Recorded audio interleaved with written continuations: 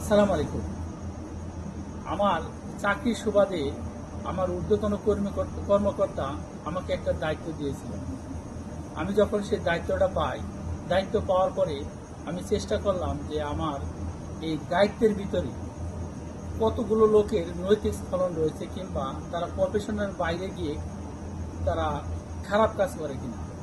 এই লোকগুলোকে যখন আইডেন্টিফাই করতেছিলাম, তারা তাদের নাম দেখে কিংবা আইডেন্টিফাই করা দেখে তারা এমনভাবে চলতেছিল, মনে হচ্ছিল তারা আমাকে সেখান থেকে বের না করতে পারা পর্যন্ত তাদের শরীরে মনে কোনো শান্তি ছিল না।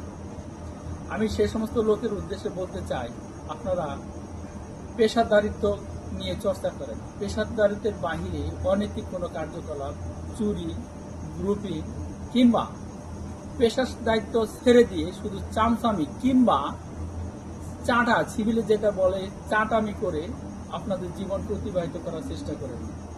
আপনি যখন কোনো সংস্থায় চাকরি করবেন, সেখানে আপনার পেশাদারিত্বকে মূল মন্ত্র বানিয়ে কাজ করেন। চামচামি, সিটারি, বাটপারি কিংবা কাজে ফাঁকি দিয়ে বসকে মনোরঞ্জন করে শুধু দিন পার করার চেষ্টা করেন না।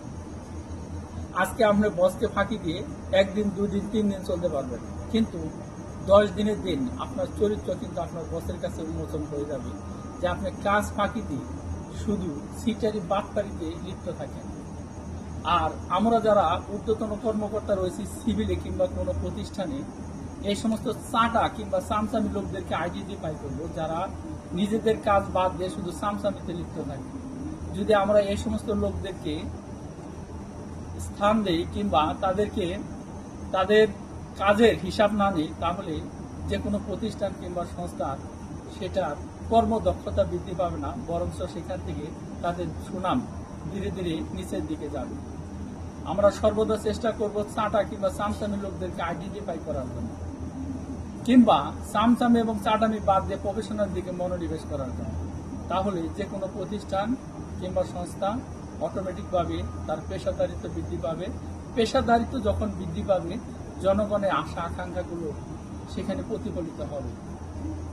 এরকমভাবে যদি প্রত্যেকটি সংস্থা এবং প্রতিষ্ঠান তার নিজ নিজ জায়গা থেকে তার দায়িত্ব পালন করতে থাকে, তাহলে এই সোনার বাংলাটা একদিন সত্যি সত্যি সোনার বাংলায় রূপান্তরিত হবে। আমরা এমন একটা দেশ দেখতে চাই যেখানে হিংসা, বিদ্বেষ, রাহাজানি, হানাহানি, মারামারি কিংবা মব জাস্টিস কিংবা অন্য কোনো ভাবে মানুষের প্রতি, মানুষের হকের প্রতি কিংবা মানুষের ন্যায়ের প্রতি যেন কোনো অবিচার করা না হয়। আমরা সর্বদাই সোনার বাংলাদেশে মিলেমিশে থাকতে চাই। একটি ভ্রাতৃত্ব বন্ধনের সমাজ গঠন করে সুখী সমৃদ্ধভাবে সোনার বাংলাদেশে আমরা আমাদের দিনকে অতিবাহিত করে যেতে চাই, যেখানে জয় হবে মানবতা, জয় হবে সত্যের, জয় হবে ন্যায়ের, জয় হবে প্রত্যেকটি সত্যের কাজের। ধন্যবাদ সবাই।